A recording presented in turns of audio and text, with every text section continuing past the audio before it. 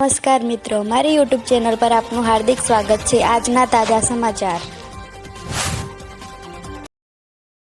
વાદી ગર્લફ્રેન્ડના મોજ-શોખ પૂરા કરવા પૂર્વ ધારાસભ્યનો પુત્ર ગુનાખોરીના રવાડે ચડ્યો। મહેસાણામાં કોલેજની વિદ્યાર્થીઓને પ્રોફેસરના ત્રાસથી કર્યો આપઘાત। પોલીસ તપાસમાં 3 પેજની સુસાઇડ નોટ મળી। ટ્રકમાંથી બેટરીઓની ચોરી કરી રિક્ષામાં જઈ રહેલા 2 ઈસમોને ₹73,000ના મુદ્દામાલ સામે હારીજ પોલીસે ઝડપ્યા। જોવા પહોંચેલા બાળકને દુલ્હાની ઘોડીએ મારી લાત, ઘટના સ્થળે જ થયું મોત। માતા બોલી, ભગવાને 12 વર્ષ પછી દીકરો આપ્યો, કેમ છીનવી લીધો? બે પર લોહીના ખાબોચિયા ભરાયા। મહાકુંભથી પરત ફરી રહેલા ભક્તોને નડ્યો ખોફનાક અકસ્માત, 8 લોકોના મોત। અમદાવાદની મણિનગર પોલીસે ચેઇન સ્નેચિંગ અને વાહન ચોરી કરતા રીઢા આરોપીને ઝડપ્યો।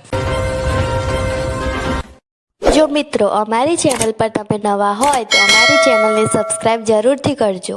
ના સંગમ નોચ પર થયેલી ભાગાદોડમાં 30 શ્રદ્ધાળુઓના મોત થઈ ગયા છે, જ્યારે 60 જેટલા લોકો ઘાયલ થયા છે। મહાકુંભમાં મૃત્યુ પામેલા લોકોના પરિવારજનોને 25 લાખનું વળતર। મહાકુંભમાં અખાડાઓનું અમૃત સ્નાન, તમામ અખાડામાં સંતોએ મહાકુંભમાં મૌની અમાવસ્યાનું સ્નાન કર્યું।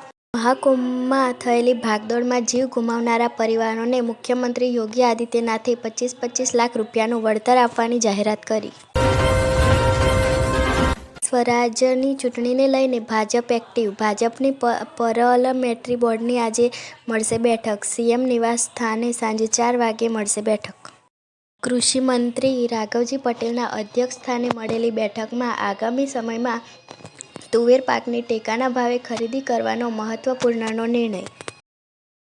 માવઠાના અંગે અંબાલાલની મોટી આગાહી, ભાવનગર, વડોદરા, નડિયાદ, આણંદ, ખંભાત, અમદાવાદ તથા ગાંધીનગરમાં માવઠાની આગાહી કરવામાં આવી।